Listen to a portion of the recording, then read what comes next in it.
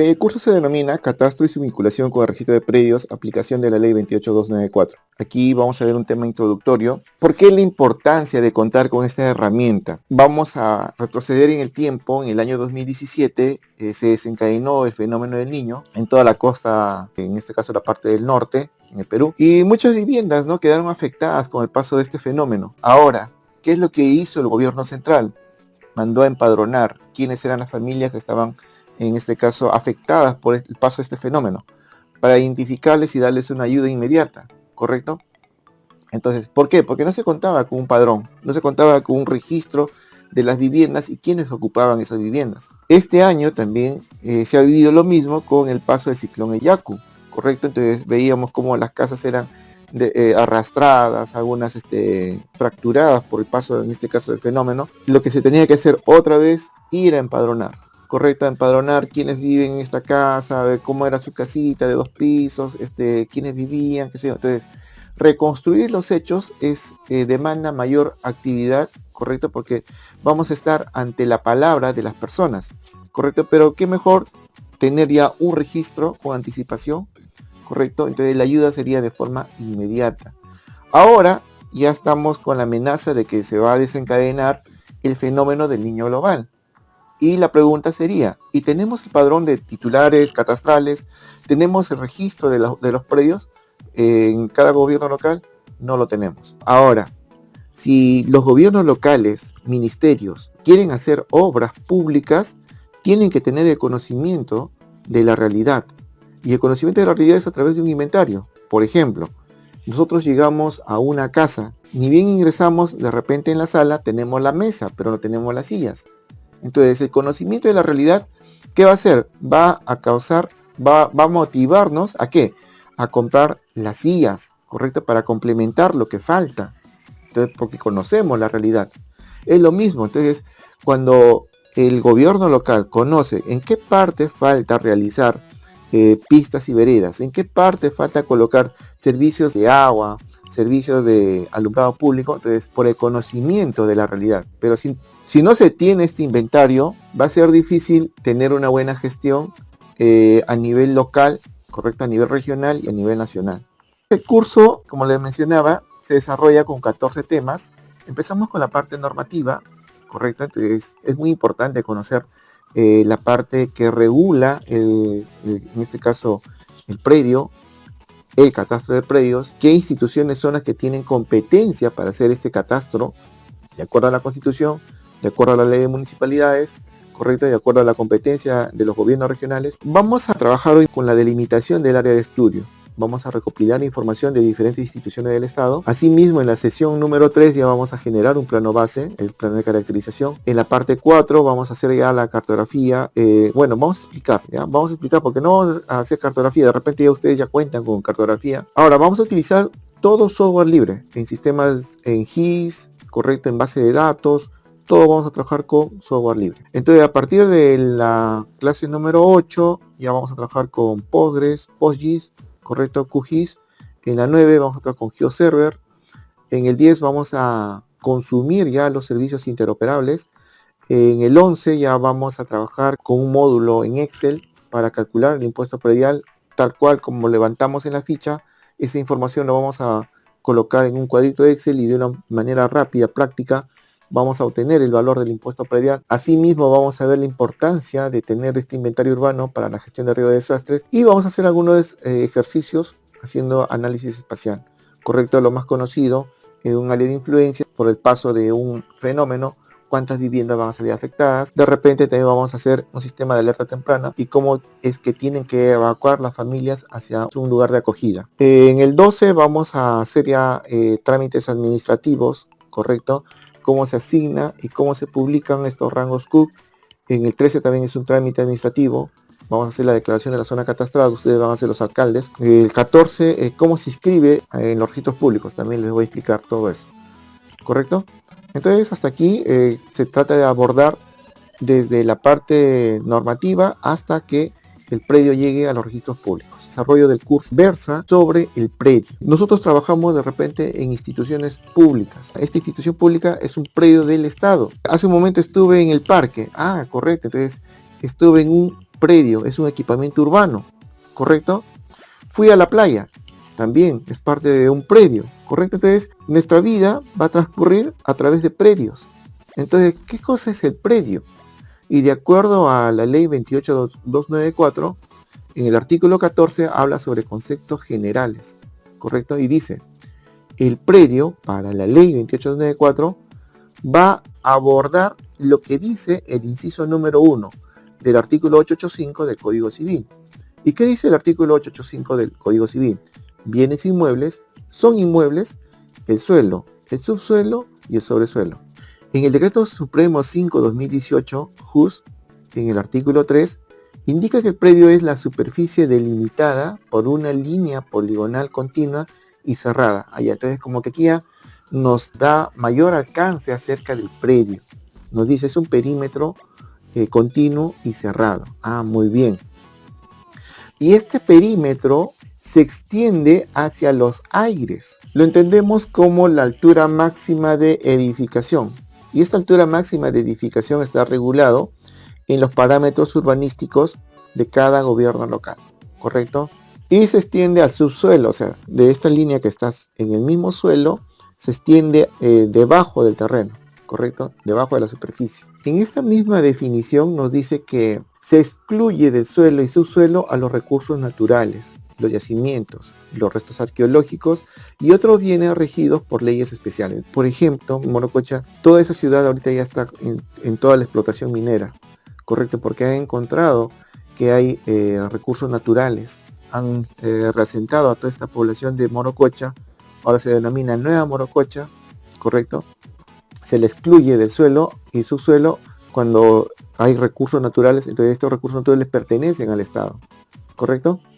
Muy bien, entonces ya vamos entendiendo qué es el predio. En algunas ocasiones nos han dicho, bueno, el predio es el lote, correcto, entonces tiene mucha coherencia, ¿no? Entonces, en los municipios, por lo general, lo utilizan como lotes. Ahora, este mismo perímetro lo vamos a identificar en los predios rurales, correcto, en las parcelas agrícolas, que también está delimitado por un perímetro, correcto. ¿Dónde más? En las concesiones mineras tiene un perímetro. Ah, entonces son predios mineros, correcto.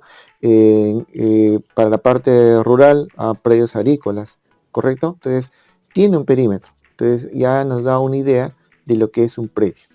En el Decreto Supremo 5/2006, que es el reglamento de la ley 28294, en el artículo 13 habla sobre la clasificación de los predios. Y para los efectos de esta ley, ha considerado dos clasificaciones. Para los predios urbanos, a los que están habilitados para dicho fin, y todos los demás predios considerados como conformantes del área urbana, ¿correcto? Según lo establecido en el plan de acondicionamiento territorial, ¿okay? Aprobado por el municipio respectivo. Y también tenemos los predios rurales, ¿okay? Aquellos predios ubicados fuera de la zona urbana, ¿okay? Igual también deben estar dentro del marco del plan de acondicionamiento territorial. Para poder entender sobre la clasificación de predio, les he colocado aquí un extracto de esta página web que vemos en la parte de abajo. Nos dice la clasificación de predio se divide por la naturaleza de sus propietarios. Si estuve en el parque, si estuve en la playa, son predios que pertenecen al Estado y son predios de dominio público, ¿correcto? Ahora estoy en mi casa, ¿correcto? Entonces son predios de propiedad de los particulares, ¿correcto? Entonces, por la naturaleza de sus propietarios. Y también tenemos por su ubicación y destino. Tenemos predios rústicos destinados para la parte agrícola, ganadera, forestal, etc. Y también tenemos los predios urbanos destinados a la vivienda, comercio e industria. ¿Qué es el catastro de predios? La ley 28294 en el artículo 14 en conceptos generales ya lo define de esta manera. Es el inventario físico de los predios orientado a un uso multipropósito y se encuentra constituido por la suma de predios contiguos que conforman el territorio de la República, a los cuales aquí más abajo hace referencia de que se les tiene que asignar un código único catastral, que ese código único catastral es como un número que le va a identificar al predio, con referencia al titular o titulares del derecho de propiedad del predio. Muy bien, esa es una primera definición que encontramos en la ley 28294. En el Decreto Supremo 5/2018, JUS, también vamos a encontrar en el artículo 3 ¿Qué es el catastro de predios? Aquí ya hace un mayor alcance con respecto a esta conceptualización. Te dice, es el inventario físico de todos los predios que conforman el territorio nacional. Hace un momento teníamos dos clasificaciones. Teníamos los predios urbanos, los predios rurales, los terrenos seriazos, qué sé yo, ¿no? Entonces nos dice todos los predios, ¿ok? Incluyendo sus características físicas, económicas, uso, infraestructura, equipamiento y derechos, aquí esto es muy importante, y derechos inscritos o no. O sea, estén inscritos o no en los registros públicos, se tiene que inventariar. Bueno, ese es el concepto que nos da la parte del reglamento de la ley. ¿Qué institución tiene la competencia y función exclusiva para elaborar el catastro urbano y rural? De acuerdo a la Constitución, en el inciso 6 del artículo 195, nos dice que los gobiernos locales, ya sea distrital o provincial, son competentes para planificar el desarrollo urbano y rural de sus circunscripciones, incluyendo la zonificación, el urbanismo y el acondicionamiento territorial. Ahora, de acuerdo al artículo 79 de la ley 27972, Ley Orgánica de Municipalidades, en el 1.42 establece como función específica exclusiva de las municipalidades provinciales elaborar y mantener el catastro urbano y rural. Y en el 3.3 nos dice que tiene como función específica exclusiva de las municipalidades distritales elaborar y mantener el catastro distrital. No hay competencia que se le otorgue a un ministerio, ¿ok? O a una institución, ¿correcto? Para que pueda hacer catastro predial en algún distrito. No, no se puede. Entonces, por ley, le otorga y le da facultades a los gobiernos locales, ya sea municipio provincial o municipio distrital. A menos que pueda salir una ley y le otorgue facultades, en este caso temporales, a alguna institución, para que pueda hacer el catastro. ¿Y cómo es que COFOPRI ha realizado el catastro más de 100 distritos? COFOPRI interviene a través de convenio, o sea, la municipalidad le dice, bueno, COFOPRI, yo no puedo hacerlo, entonces tú tienes el equipo, el material, el personal, el conocimiento, entonces le otorga facultades a través de un convenio. Entonces COFOPRI, a través de ese convenio, ingresa a trabajar hacia el distrito. No se puede trabajar en un distrito, hacer el catastro porque, bueno, se me ocurrió, no, sino que se tiene que dar una especie de competencia a través de un documento, ¿no? En este caso un convenio. Competencia para elaborar el catastro rural, eso es lo que les mencionaba. Los gobiernos regionales, de acuerdo al artículo 51 de la ley 27867, Ley Orgánica de los Gobiernos Regionales, indican que promueven, gestionan y administran el proceso de saneamiento físico legal de la propiedad agraria. O sea que tienen competencia para el saneamiento rural. El catastro de los predios estatales, bueno, la competencia lo tiene la SBN. Para el catastro de monumentos arqueológicos prehispánicos, el Ministerio de Cultura tiene competencia sobre ello. La ley 28294 se publica en julio del 2004 en el Diario Oficial del Peruano, con la finalidad de uniformizar todos los estándares, nomenclatura y procesos técnicos de las entidades generadoras de catastro. Asimismo, establece la vinculación con el registro de predios. ¿Y cómo se obtiene esta vinculación? Es a través de un código que se le asigna a cada predio, que este código se denomina Código Único Catastral, y esto se tiene que inscribir en el registro de predios. Eso es la finalidad de esta ley. Estandariza, uniformiza y al fin y al cabo para que este catastro de los gobiernos locales se pueda vincular con el registro de predios, pero a través de un código que se denomina el Código Único Catastral.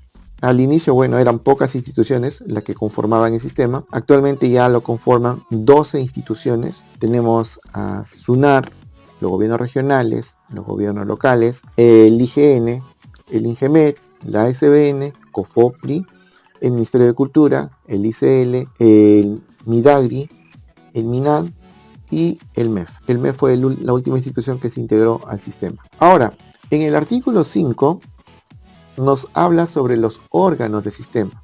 Entonces, los órganos del sistema son 3: el Consejo Nacional de Catastro, la Secretaría Técnica y las comisiones consultivas. El Consejo Nacional de Catastro se encarga de aprobar la política nacional, correcto, con respecto al catastro de predios. Mientras que la Secretaría Técnica es responsable de cumplir y monitorear la aplicación de las políticas, normas, estándares del sistema, bueno, aprobados por el Consejo Nacional. ¿Y qué hace la comisión consultiva? Por ejemplo, tenemos un predio que cae sobre 2 distritos, ¿ok? Entonces, aquí para dilucidar este tema geográfico, ¿correcto? Se le convoca a estas comisiones. Ahora, la Secretaría Técnica recae sobre COFOPRI desde la publicación de la ley 29951, le designa a COFOPRI como Secretaría Técnica. Entonces, si COFOPRI es Secretaría Técnica, leemos de forma automática el artículo 11. Tenemos también el Consejo Nacional de Catastro y sus integrantes también son 12, ¿correcto? Y quien lo preside es el superintendente de SUNAR, ¿ok?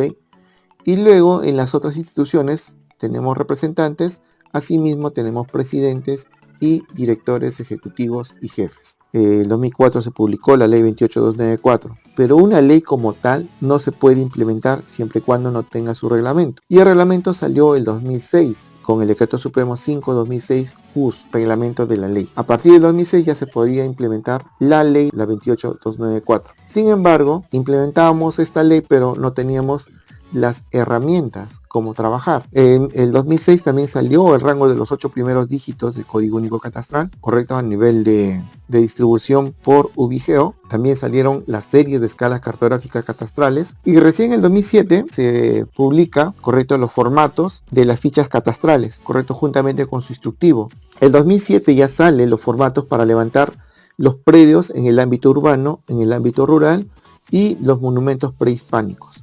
El 2008 ya sale las políticas y principios catastrales del SNSP. Asimismo se delega la administración de la base de datos catastral a COFOPRI y se publican las tolerancias catastrales y registrales. El 2009 sale la estructura de los datos alfanuméricos de la base de datos catastral, porque ya el 2007 tenemos el formato, ¿ok? Tenemos la ficha, pero esta ficha tiene que tener una correlación con una base de datos. Entonces esa base de datos recién en el 2009 sale la estructura de la base de datos, el diccionario de datos, el modelo entidad-relación. Asimismo el 2009 sale cómo es que se tiene que declarar una zona intervenida como una zona catastrada, y también sale los formatos de la publicación de los titulares catastrales.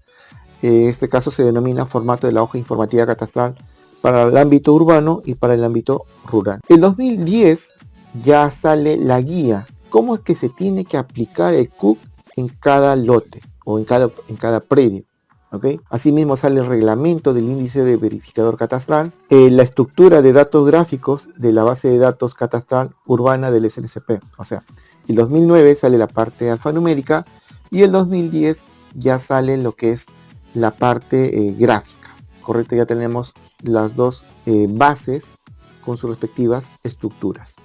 El 2011 descargar el módulo de ingreso de fichas catastrales para que este sistema se implemente en cada distrito donde está haciendo el trabajo del catastro y puedan trabajar con este sistema. Bien, el 2012 se publicitan los manuales de levantamiento catastral urbano y rural, el protocolo de actualización en levantamiento catastral, mantenimiento, actualización catastral y estándares cartográficos aplicados a catastro.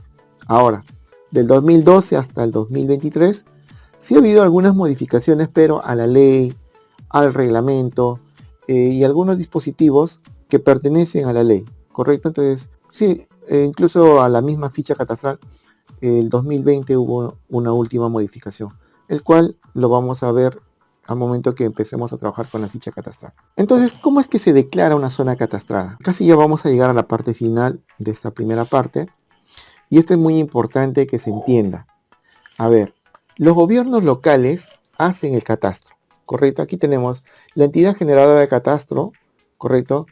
Hace su levantamiento catastral y esto se finaliza, el levantamiento catastral, y todo esto llega a una base de datos catastral local, ¿correcto? O sea, todo esto está en una municipalidad. Entonces, cuando hablamos de base de datos catastral local, significa que está la parte de las fichas y la parte gráfica, la parte de los planos y todo eso, ¿correcto? Y todo eso está almacenado en una base de datos catastral local, ¿correcto? Luego de ello, ¿qué se tiene que realizar?